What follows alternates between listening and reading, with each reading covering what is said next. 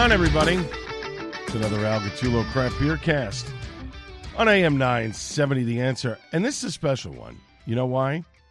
Because 10 years ago, this show started on a Super Bowl Sunday.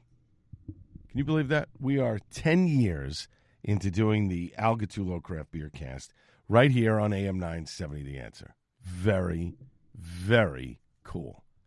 And, of course, probably watched the Super Bowl tonight, probably wondering who won, and, you know, did your box hit or whatever. Listen, I can't help you with any of those things. I don't really gamble that much. Sometimes I'll gamble when I'm in Atlantic City or whatever, but sports betting and stuff, very rare.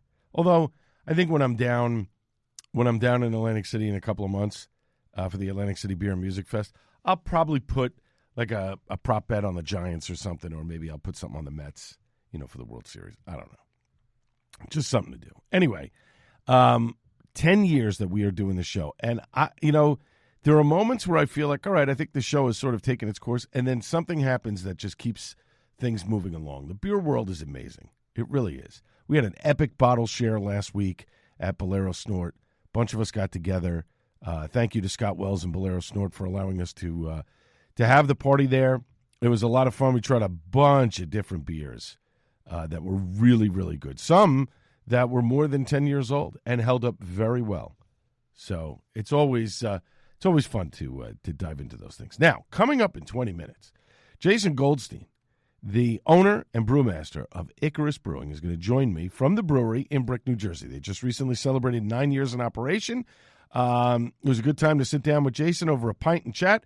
Lots to get into with Jason. The interview will come your way in two parts in just 20 minutes from now. But we, of course, have news here on this 10-year anniversary edition of the Craft Beer Cast. So our good friends over at Boston Beer, zeroing in on high ABV seekers. You know, we were talking about, lower ABV type stuff and things of that nature. But, hey, Samuel Adams has said, nah, we're not going to go there yet. Cherry Bomb is a 9% ABV Imperial Wheat Ale. It's available year-round nationwide in 19.2-ounce single-serve cans in convenience liquor and grocery stores. Aimed at the grab-and-go shopper, Cherry Bomb taps into the cherry territory with the first major high ABV cherry beer from a major craft beer manufacturer. That was the company had said that last Wednesday before last, in an announcement. The latest offering is well above the ABV of Samuel Adams' existing core cherry beer, which is cherry wheat, which clocks in at 5.3% ABV. Interesting stuff.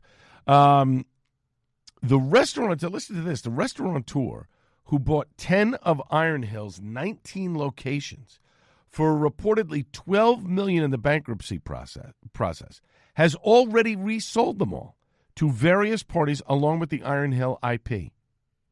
Interesting to see what happens. Who he sold them to? Did he sell them to individual companies? Did he sell them to one other company? And are they going to redo the Iron Hill brand? We shall see. Dogfish Head, adding to its Grateful Dead momentum, launching a 5.3% ABV rice lager called Grateful Dead Citrus Daydream Lager. That goes with their hit Pale Ale variant. That Grateful Dead Pale Ale is fantastic. So I'm sure that this is going to be just as good to a rice lager. Got to be good. And Harpoon entering the low-strength beer market. Coming up in March, a 3.3% ABV lager called Low Key. Again, like we said, we're seeing a lot of breweries doing a lot more low ABV stuff, and I think there is a market for that. I think that there are people and trends that, hey, they don't want to drink 7 and 8% beers all the time. They want something that's a little bit less, still gives them that beer impact, but doesn't take you over the top, and you can have a couple. So I think we're going to see more of that. And again, you want to drink the big banger? Go right ahead. But for me, if I'm going to drink more than one beer that's over, let's say 8%, I want to be home, because it's a lot. And again, drink responsibly. Don't drink and drive. You start drinking over 8% beers, I'm telling you, it's going to catch up to you real quick. So Trillium, a couple of things from Trillium. So their full anniversary lineup is here. 5 events, 1 week, more ways to celebrate than ever before. Tickets are on sale now for some of these events. This is going to be taking place the week of March 18th. So On 3/18, they're going to have a beer and spirit dinner at their Fort Point location. 4 curated courses paired with exclusive, never-before-released beers and spirits. Then on the 19th, Trillium presents G Love at Canton, our biggest concert ever with Grammy-nominated artist G Love for a night of pure groove. On the 20th of March, a spring cocktail class at Canton. Learn the art of a perfectly balanced cocktail from our experts. Then, on March 20th, a beer and spirit cheese pairing at Fenway. Taste your way through 5 cheeses paired with exclusive beer and spirit selections. And then, on the 21st of March, live music at all of Trillium's locations. End the week on a high note with music at every Trillium location. They have a link in their bio on Instagram, Facebook at Trillium. You can click on there and you can purchase tickets for any of those events.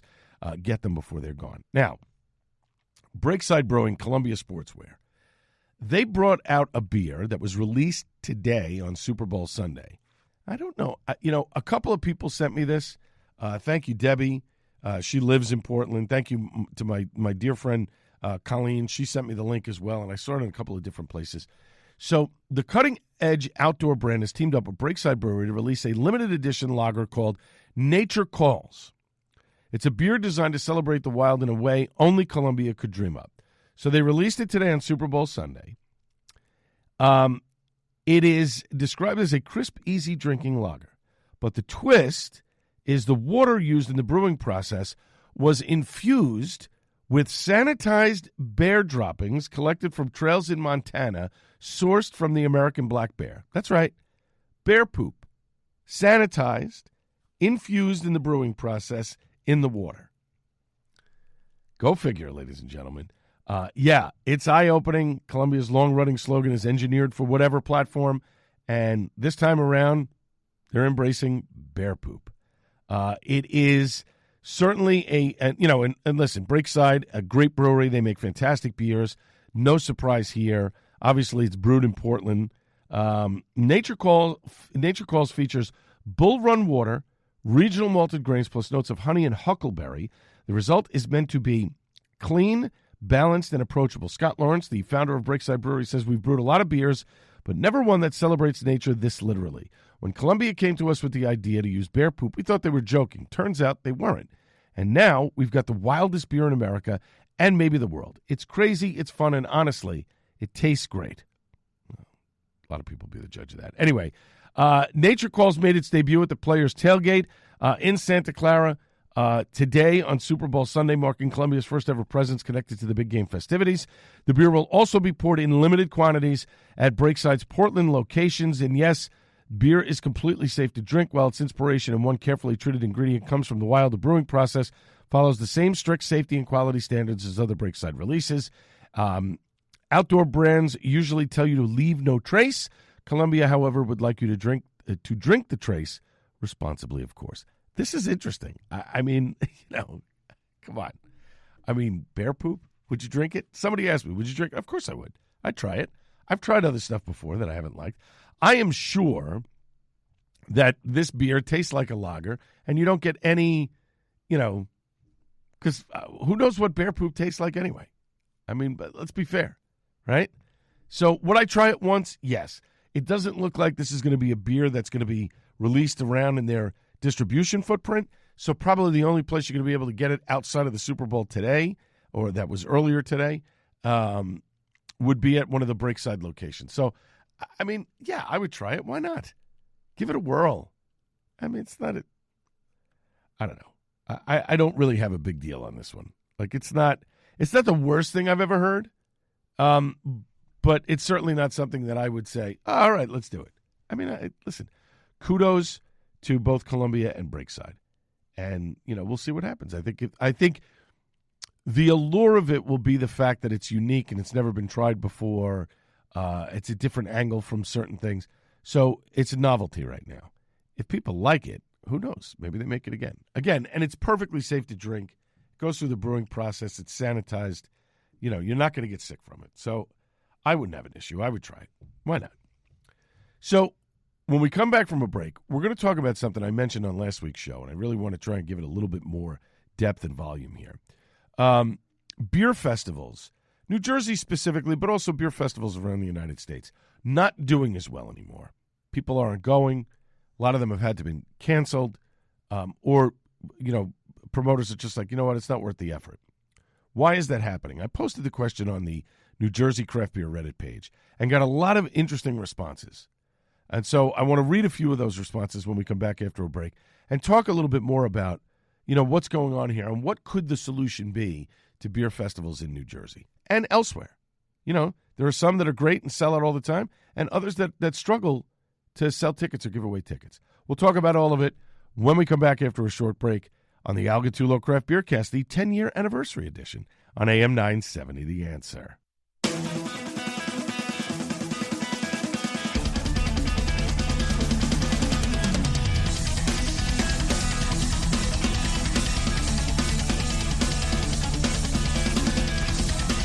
Welcome back to the Al Gattullo Craft Beer Cast on AM 970, The Answer.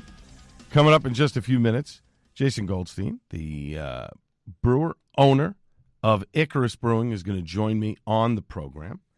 And we're going to be chatting for two segments, the final two segments of the program, about Icarus, things that they have coming up in the near future. If you're a fan of Yacht Rock and Yacht Rock Review, the great cover band is going to be back again.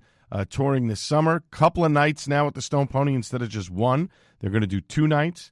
I think they're doing Bethel Woods, too, for the first time. Or maybe the second time. Maybe they did that with Train. But this is the first time I think they're headlining up in Bethel Woods. Anyway, lots of fun stuff to get into with Jason in just about 10 minutes from now. But I'm on Reddit, and I go on some of the beer stuff. And for those that don't know, my handle on Reddit is DUE-poet 6141. I never changed it. It was the first thing that they gave me. Whatever. So I don't want to say that I'm kind of under the radar there. I don't want to be under the radar. That's my name, and that's who I am on Reddit. Anyway, I postulated the question there. Why are New Jersey beer festivals not popular anymore? But it's not just New Jersey. It's beer festivals all over the country. But specifically New Jersey. Why are there so many issues? And I wrote, Big Brew just canceled. Obviously, Allison's event had to be canceled, lack of ticket sales. The Atlantic City Beer and Music Fest is wrapping up after 20 years. And I wrote, are beer festivals by and large over for the majority of beer drinkers? There are a bunch that still sell out. The Firestone Beer Workers Invitational, that sold out in just minutes. Snallygaster in Washington, D.C., the New York State Brewers Craft Beer Festival sold out in Albany. Is it the quality of beer? Breweries not wanting to go because they lack the staff or would rather have people come to their brewery. Breweries in New Jersey not doing enough to promote other people's events. COVID factor. People not drinking as much. Not wanting to spend money. The blank show factor of large groups drinking and getting smashed. And I said, we'd be interested in getting people's thoughts. So a lot of people responded. 11,000 people viewed it. Well over 40 people responded on this. And I think that's a good sort of sample size in terms of this. So Dakaz Pudding Pop wrote, I think it's a combination of a lot of the above. Folks certainly don't want to pay staff for an event that will end up losing money, on which keeps some breweries away. Drinking less potentially, it is the era of GLPs. And I know for me, that has reduced my beer intake dramatically. I'll agree with you on that point because I started taking a GLP-1 a couple months ago. I've lost 20-plus pounds. I definitely drink less. I get that. Availability is another one. This guy says the last couple of beer fests he went to showed up just the same stuff I could get if I went to the breweries. The last really good beer fest he went to was at Brick Farm Tavern a couple of years back. Every brewery brought out their best barrel-aged amazingness. Troon had like 8 on tap. Food was included. It was expensive, but it was a chance to try a lot of beers you wouldn't otherwise be able to try. Agree on that. I don't really want to spend $100 to go have cart and boat, not insulting the beer. I like it, but I can get it at the supermarket, which is another issue. Other than 1 or 2 that open or close, you're seeing these same breweries bring the same beers year after year after year. I love me some Bolero, but I've had what they bring, and I can get it at the brewery without paying a cover. I don't go to Yale Terrace, and I certainly don't want to pay a cover charge to try whatever dishwater they brought out this year. There's nothing keeping it new, nothing keeping it interesting, and nothing keeping it worth paying the ticket price. It's a shame, he says. I really used to enjoy going to beer festivals, but the last couple of years, that experience went from let's show you what we can do that's special to here's a brewery you've seen at Beer Fest for the last 10 years, pouring the same beers they've poured for the last 10 years. Totally agree. Great points. One guy said, I'll try Human Robots Festival, little beer in Georgia for things that are out of the ordinary. I do believe there's room for a younger generation, but it's also incumbent on the breweries and some local festivals hamstring them. Would love a brewery's perspective on the landscape of festivals in New Jersey and what they see as valuable and why. So, one brewery responded, Oak Flower Brewing, who I love. I love Colin. I love his crew, Chris, everybody. They make great beers. But he makes a great point. He said, we're a small brewery with limited resources here. We have very little interest in going to festivals unless they offer something special or manage to draw cool breweries from farther away. Somebody mentioned elsewhere, but the Doubles Festival in New Hope was awesome and one we'd love to keep pouring at in the future. For us, smaller is better, family-friendly is great, and if there's a specific theme, lager, farmhouse, etc. That's always a fun twist. We have a lean staff and almost never have surplus beer, so we need to make sure we're adding value to a festival and not just taking up space and pouring for folks who don't actually care much about craft beer. So, great points from Colin and Oak Flower. And then Autodidact Ron, we're not sure which Ron it is, he said, also, if Colin leaves Long Hill, we get 6 more weeks of winter, and he said this is not wrong. Now, that's an excellent point. One fan said, loved Zigmeister Stoutfest. You go in, you pay as you go. Okay, I get that. Again, beer festivals, I think, were created to attract new customers, right? Here's my take on the whole thing. But now, a lot of these tap rooms are starting to be in the center of towns. They're starting to be in places where people want to go to. So the theory of, I need to go to XYZ festival to try the same beers over and over, I think is a problem. And I think it's more of a problem in New Jersey than it is elsewhere. New York City Brewed is doing their opening of New York City Beer Week, and for the second year in a row, they're doing just New York beer, spirits, sake, cider, things of that nature.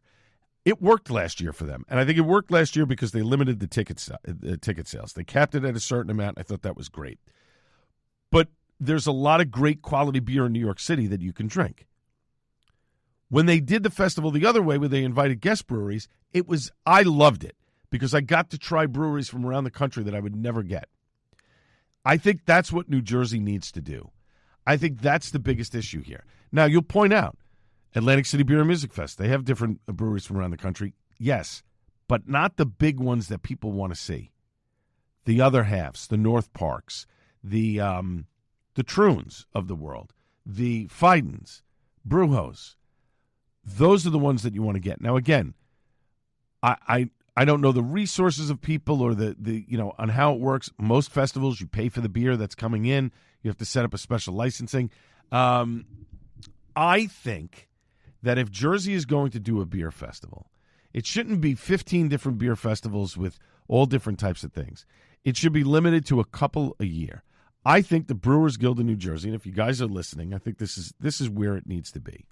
You pick a beer week, whatever the week is, whether it's the summer, spring, fall, you tailor it to a beer festival around it, not just celebrating New Jersey beer, but all beer around the country. Special stuff that people can't get elsewhere. Fidens distributes in New Jersey now. Wild East distributes in New Jersey. There are breweries that Root and Branch distributes in New Jersey.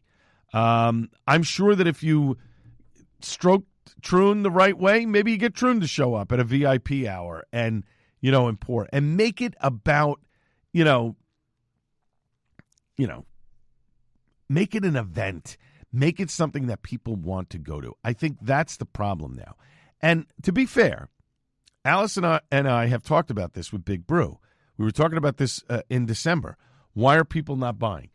Their ticket prices were low. Very inexpensive. $60 for VIP, $40 for general admission. $40 is not terrible for 4 hours, 5 hours, whatever of drinking. I think it's the allure of, it's the same beers over and over. When Atlantic City made New Jersey breweries bring a special beer to the event, it worked. People wanted to come because they wanted to get that special beer. You know, you have to make it tailored for those type of people. And I think the other thing is, I think you have to be realistic in your expectations of how many people are going to come. I think maybe if you do an event where you cap the ticket sales at a certain amount, maybe you charge a little bit more, but you're capping it off at a certain amount. It becomes exclusive. It becomes something that people want to go to.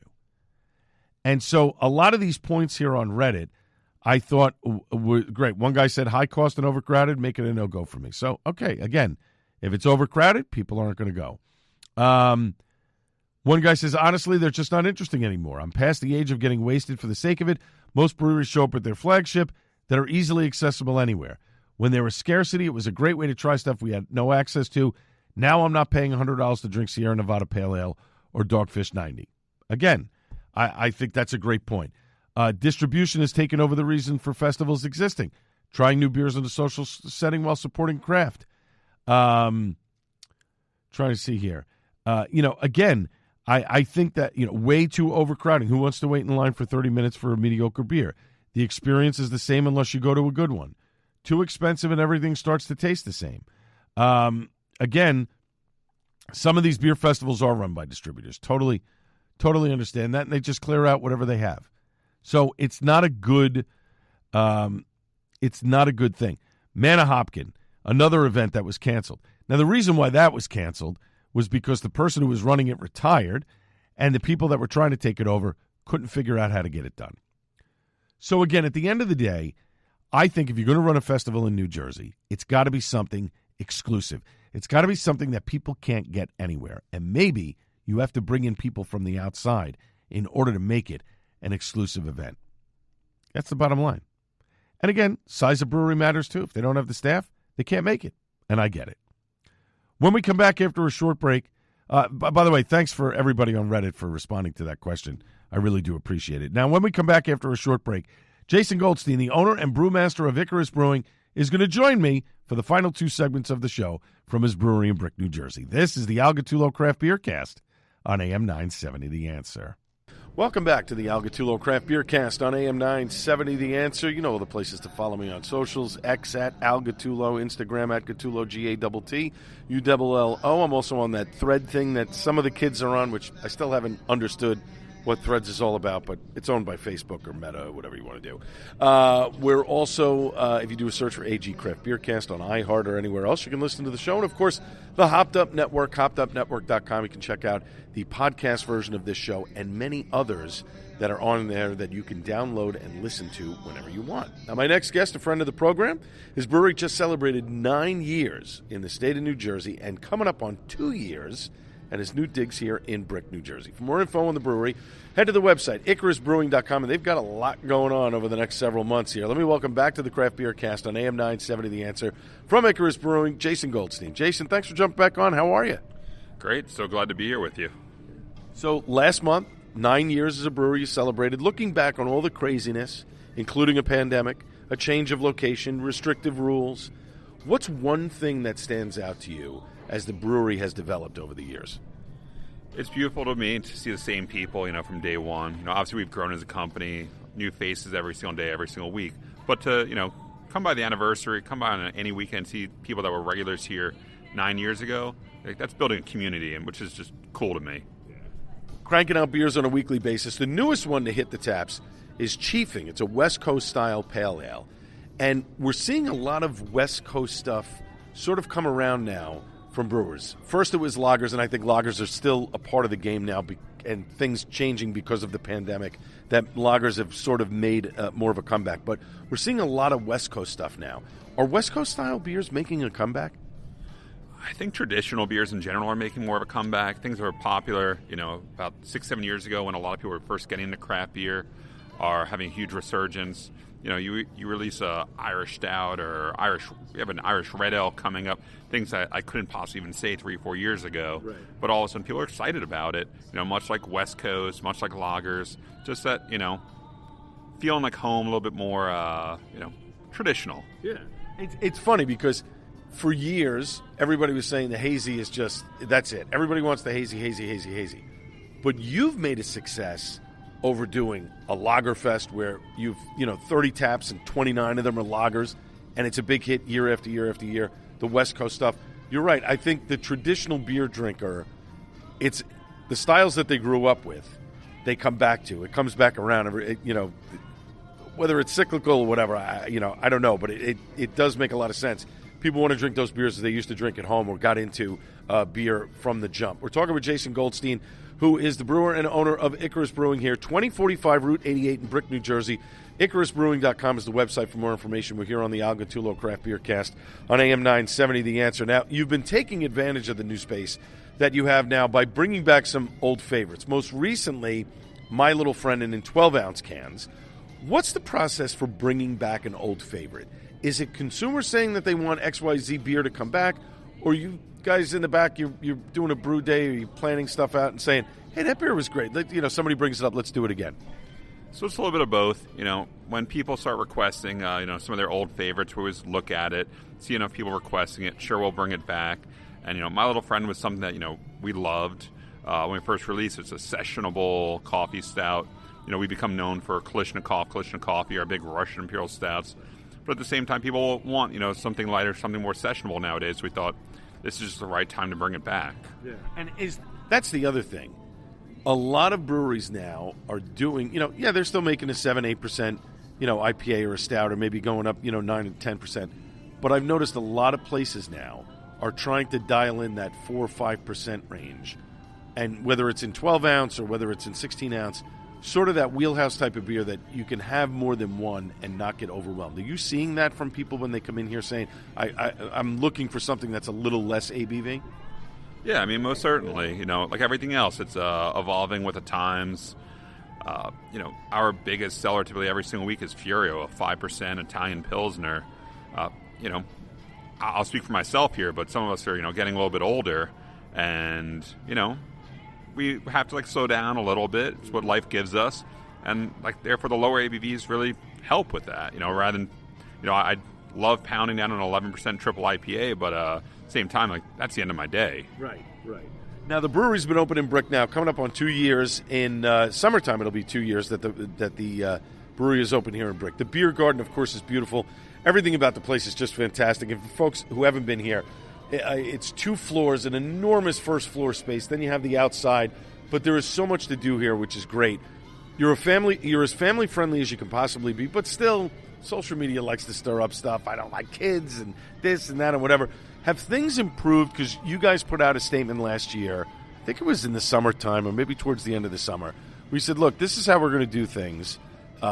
Kids can come in with their parents as long as they're, well behaved from, noon until 4 or whatever, 5 o'clock. And then after that, it's got to be 21 and older because, we've had some incidents here. Have things improved because of that, or are you still getting some grief from people that come in here and say, how come I can't bring my kid in at 8 o'clock at night? Yeah, no, it's definitely improved. It's been an evolving policy for us. Right now it's we're twining up Thursday, Friday, Saturday after 6 p.m. for all of them. We try to make it a fair place, try and, we know that, again, in my age group, a lot of people, younger families, having a babysitter is really expensive. You're not really going out as much. So, yeah, you bring your kids along in tow, in which case we have times for them. But at the same time, you have that babysitter. You want to go out at night. You don't want to be around kids. I understand that, too. Yeah, totally. Now, a lot of talk over the last few months about possible changes coming from the New Jersey ABC. In the end, they decided not to do these broad sweeping changes that they had put in, were going to put into effect. They actually listened to not only you guys, but they also listened to the general public. They listened to legislators who said, no, listen, you've got to treat these people the right way. Do any of the changes that they did put into effect affect your brewery at all? Yeah, it's both the policies they put into effect, and then also you can tell just from the tone of the ABC, it just seems like they're looking to work with breweries finally, which will come up on an enforcement on how, the gray areas of how the rules are truly not just written, but how they're followed, which we can only hope, helps the entire industry. And I was stunned at the New Jersey Brewers Conference in October. The ABC was there to do a question and answer period, and I remember Scott Wells had told me, listen, you need to be here for this because this is stuff, I want you to hear what's going on here between the Brewers and the ABC. And I was stunned. You brought up the charity beer thing. You wanted clarification. Hey, look, if I do a charity beer with somebody, what do I have to do, the process to make this a charity beer? And they couldn't give you a straight answer, and they've known about it for years. This was something you were trying to do during the pandemic. It's amazing to me that something that should have been fairly easy to answer, and they've known about it ahead of time, and yet still they couldn't give you a response to that. That's got to frustrate you, right?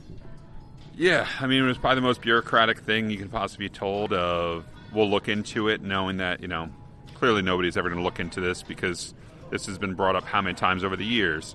And at the end of the day, all we're trying to do is donate to good causes. Right. We have a beer that goes toward the, typically for tunnels to towers, and we took the wording from that beer, used it, in multiple other beer labels. It's fine, sometimes not fine, other times, and we're just trying to get, some clarity on things like that. Yeah, it's insane. It's so funny how what I don't, and this is sort of a rhetorical question, but why is it that the New Jersey ABC, which obviously the director is appointed by the governor, serves at the pleasure of the governor, the people that work there are basically hired by the person who's running it, and I in some ways, again, my words on this one, a patronage job where they bring their friends in and sort of put them in these positions to work for the alcohol beverage control. Why is it that they don't just go to other states and see the way they do things? Because New York breweries make charity beers and it's not a problem. Pennsylvania makes charity beers and it's not a problem. Why not just take the area that you're in and adopt some of the same rules? It would make it so much easier and much clearer for you guys, right? I'd absolutely love that. We have friends at breweries in Pennsylvania, friends at breweries in New York, friends at breweries all over the country. And, it's when we tell them what the rules are for us here, they think I'm lying. There's no way this, how are you operating a business like that? How are you running the brewery? That makes no sense. It's things that are commonplace. And, think about it this way. Like, we're in Brick, we're on the Jersey Shore. Summertime, a lot of our customers are coming down from New York, coming out from PA. And they're used to things that their breweries are doing. They come out here and they're, what do you mean you can't do that? Right. So, it's equally as much a surprise to our customers as it is to us that, these commonplace laws can't be common. Yeah, exactly. All right, we're talking with Jason Goldstein, the brewer and owner of Icarus Brewing here, 2045 Route 88 in Brick, New Jersey. We're going to take a quick break. When we come back, if you're a fan of Yacht Rock, and Yacht Rock Review just this week said they're going to be doing 2 nights at the Stone Pony, they're going to be playing all over these places, but you don't want to miss an event that's going to be here at Icarus that they're throwing in just a couple of weeks. And yes, it does have a Yacht Rock reference to it. Get your captain's hat ready. More with myself and Jason Goldstein from Icarus Brewing in a moment on the Al Gattullo Craft Beer Cast on AM 970, The Answer. Welcome back to the Al Gattullo Craft Beer Cast on AM 970, The Answer, coming to you from Icarus Brewing, 2045 Route 88 in Brick, New Jersey. IcarusBrewing.com for more information if you want to find out. Owner Jason Goldstein rejoins me on the program. The second annual Yacht Party taking place all day long on Saturday, February 21st. Yacht Juice, of course, is going to be on tap, along with 3 new collabs. Can you tell me anything about the juice fans that love Yacht Juice, who love hazy beers, are going to want to come here to try one of those new collabs? Yeah, we decided this year for the collaborations to do one collaboration based off Yacht All the Time, one collaboration based off Yacht Juice, and a third collaboration based off Mega Yacht. So stick with the more sessionable, the double, and the big triple or quad IPA.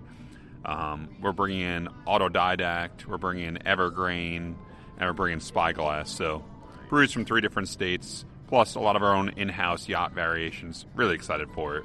Yes. Autodidact is just killing it. The Ronnies, or as I like to call them, Ronnie Squared, they're just killing it up there in Morris Plains. That's awesome. Good stuff there. So if you're into the hazies and you're into the yacht juice, you definitely want to be here for that. But music, of course, is also on the menu here. A yacht rock band performing from 3 to 7 p.m. Hot Light Hit Club, playing all the 70s and 80s soft rock hits. Yeah, excited for it. Bringing out, the Steely Dan, the Jimmy Buffett's, things that, I would love to be doing, except it's February. So it's just sort of like our version of like Christmas in July, but inversed. I I can't make it warm outside for any of you, but at the same time, it can feel like summer in here. Yeah, absolutely. And, again, folks, it's the perfect space for it because the band will be set up, I'm assuming, towards the back where the pinball machine is and stuff, or maybe they'll be right up front. But, I mean, there is so much space in here, and it's always a beautiful setup for music. As trends change, and I mentioned this, less people drinking, obviously alternative means of enjoying yourself and relaxing. Many breweries doing the lower ABV style of beers. Typically, how many lower ABV beers do you have on tap at any one time? It's always a growing number. At this point, about half of our tap list probably is towards the lower ABVs. And just to know, we have 30 beers on tap typically, or 30 beverages. We always have like a non-alcoholic soda available. We have a few seltzers available. But we try to make sure, a lot of our tap list is lower ABV, knowing that trend-wise, and I fully understand it, as much as you'd love to come by here and drink a Kalishnik coffee or a quad IPA, a lot of people buy a single can or 4-pack of that, drink it at home, which I fully understand. And then crush lagers or low ABV IPAs while you're here. Hey, however you want to do it, I get it. Yeah. And one of the other things that you're doing that I saw being posted on Facebook and Instagram, you're encouraging people that want to have a wedding here, people that want to have a large-scale events here. How is that going? I know you have a director that sort of handles all of that stuff for big parties and things of that nature. How has that been going in the almost 2 years that you're here? I mean, I think amazingly. Private events have been such a growing thing for us. We've had 5 weddings here so far, including one full closeout wedding, a 200-plus person wedding. We've had a wedding in our beer garden, wedding in the barrel room, in addition to all the standard, the graduation parties, the retirement parties, the 50th birthday parties, the first birthday parties, It's always weird to have a first birthday party at a brewery, right? I mean, it's not for the kid. It's for yourself. You want to be able to drink and not be home and enjoy yourself. That was the one that always kind of weirded me out, a first birthday party at a brewery. Lagerfest is coming up. It's a couple of months out, but obviously you've got to start getting stuff in the tanks and prepping and working out the collabs with different people. Anything in mind? Are you going to change anything from years past? Or are you going to kind of keep it the same with Lagerfest coming up, which I'm assuming is going to be sometime in June, right? Yeah, we always do it Father's Day Saturday. At least that's our goal. Unless we decide to move locations the one year. But yes, so it'll be Father's Day Saturday. We have collaborations with breweries from all over the country yet again, all lagers, trying to just get a good, variety going, really push ourselves with some of them, test out new techniques that we haven't tried on this system yet. Because the goal is to always, it's a collaboration. We want to learn something. We want to teach something. This is how our system works. Now teach us about some grain that you use, some yeast that you use. How does it work in your brew house? Let's see if we can demo it on ours. So for us, it's really just a learning experience that customers get to have, hopefully, beer even better than we'd typically ever be able to make ourselves. Right. Didn't you recently do a beer with Killsborough? I thought I saw something that you guys in Killsborough did a collaboration beer. Was that the I'm trying to think now. Was that the 2.9 Pilsner or whatever that came in? No, it was something else. So, definitely try their 2.9 Pilsner. I want to go. I got to go there and get it. Dryish, amazing. Yeah. I think I was there a couple weeks ago, had it yet again. But, no, we did a Peaches of Immortality with them, which was a peacherine, which is one of the best hops out there right now. Impossible to get, but, of course, they got their hands on it. So we decided to use it. But a peacherine heavy IPA, hazy IPA. That was one of my favorite IPAs I've had in the last, year. Yeah, Sean is doing an amazing job on Staten Island, and I know when Pizza Party rolls around again, I know you will be there because it's such an amazing event, and everybody that I know that goes to it, like my son went last year for the first time, and he doesn't really drink, but he was so overwhelmed with the amount of pizza because he loves pizza, and then when he was like, what do you mean we're going to Killsborough? I'm going, yeah, we're going to go have more pizza. He was okay, we're going to have more pizza, whatever. I mean, listen, it's a fantastic event, and I'm glad you guys are a part of it. What does year 10 look like for Icarus Brewing? Is it more events, different beers, more distribution? What's the plan for this year going forward? So it's a lot of just conscious growing. We're not. The entire industry is not in a place where anybody's rapidly growing these days. So it's really just about making sure hey, is our beer on tap at the right places? Are our cans at the right stores? Making sure, we're listening to where the trends are going while at the same time brewing what's true to us. For our taste room, sure, we're programming a lot more events, whether it be the wrestling matches, whether it be comedy events, whether it be live music, really just trying to, keep it exciting for people. This year we're, in addition to doing Lagerfest, we're also going to try and do a Seltzer Fest and do that Mother's Day weekend for the first time. Just knowing that our Seltzer program keeps growing, something we want to keep pushing. Therefore, figure, hey, if we're doing something for Father's Day, why not do something for Mother's Day just the same? So it's things like that. Just always trying to hopefully come up with new ideas, keep people excited to leave their houses. Right. And, speaking of the seltzer stuff, I noticed some places will do one or two seltzers, or they'll just do, whatever, the black cherry seltzer or whatever. Then I noticed that others will do a syrup kind of thing where they make a base, and then you put your syrup in and mix it. Would you be encouraged to do anything like that if somebody wanted to do like different syrups or something? Or do you guys like to stick with what you do? So technically that actually wasn't allowed up until the recent law that changed. So it's something that now we are possibly looking into, some like later in the batch mixing, almost treating it more like a cocktail. But at the same time, bars make batch cocktails just the same. So we'll see, I'd rather us perfect something, make, 6 barrels of it, 7 barrels of it, have it for our tap room, and do it that way. Just knowing that, it'll be identical every time you try it. Right.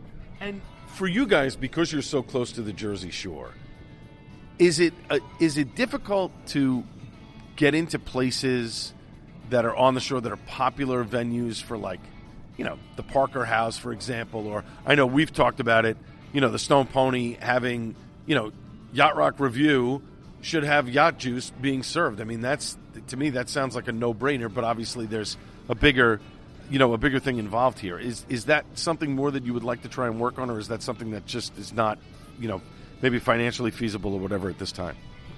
We'd love to. There are places that are huge supporters of craft beer. We've been selling to Rutgers the last few years. Absolutely love everything about knowing that our cans are there. A lot of our staff are alumni, so just a point of pride. And then at the same time, there's places like Stone Pony that just don't support craft beer. They work with one distributor. Like, I'd love to, for them to support local craft beer. Right in that same town, we've always sold a House of Independence. They push craft beer. We sell them a ton of beer. They sell a ton of beer. We work with bands through them. I love that relationship. If Stone Pony could see that, I'd love it. It's just one of those things of, unfortunately, this has been a lifelong, issue of the 3-tier system of distributors have a lot more power than breweries do, and that's something that's older than me. Yep.